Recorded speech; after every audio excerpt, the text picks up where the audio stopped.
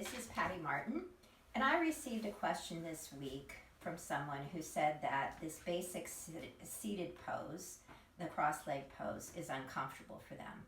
And what can they do to make the pose more comfortable?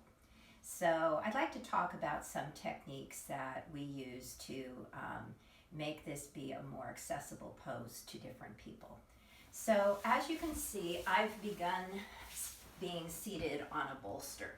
And this bolster is about 8 to 10 inches high.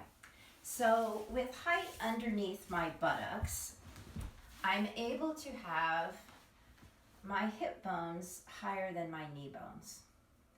And that is a way to keep the groin muscles soft and relaxed. So once you've achieved that angle, there tends to be a greater ease in the pose. But for some people, sitting on this height isn't enough. So their knees are still up like this. So one solution is to place another bolster or more height, more blankets, underneath the buttocks, because this will create more distance between the hips and the knees. You can see there's quite a distance now. But this isn't the solution for everyone. So I'm going to come back on one bolster and we can look at other ways of approaching this. So some people find that using a blanket, and you can see I'm starting with my blanket like this, and I'm going to open it out once, so it's this length, and fold it into more of a narrow rectangle. Gotta get my shapes right. So with the knees high, I'm folding it, wrapping it around my ankles, wrapping it in back, and then it is supporting my ankles. It's also supporting the sides of my calves. And this is another method to get enough support so that the groin muscles can relax. Okay, so that's another method. Works for some people, doesn't work for everybody, depending upon what your body's issues are.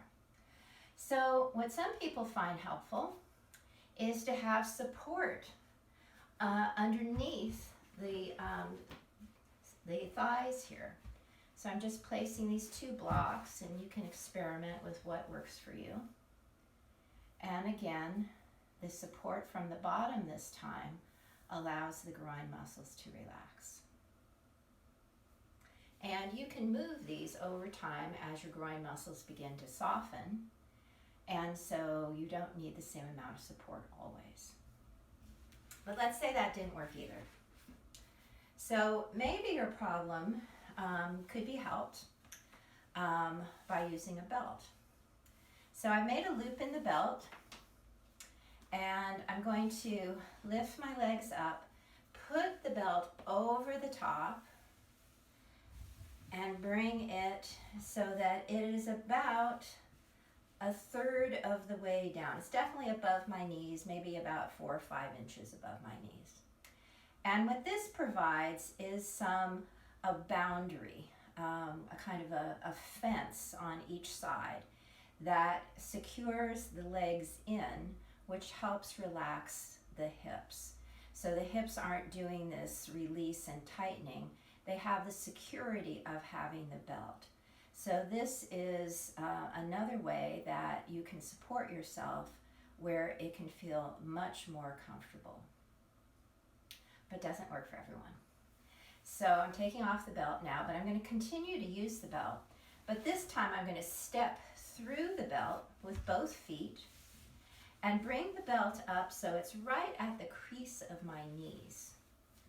And then I'm going to cross my legs. And you may have to adjust the belt here. It may need to be a little tighter or a little looser. And this supports both the outside of the knees, as well as it gives you that same firming action from outside in. It provides greater stability and unity in the base of the pose. And of course, you can combine these different props to customize what you need for a comfortable seat. So I hope these suggestions are helpful to you. And if you have any questions, feel free to contact me. I'm happy to engage to help you find your comfortable seat.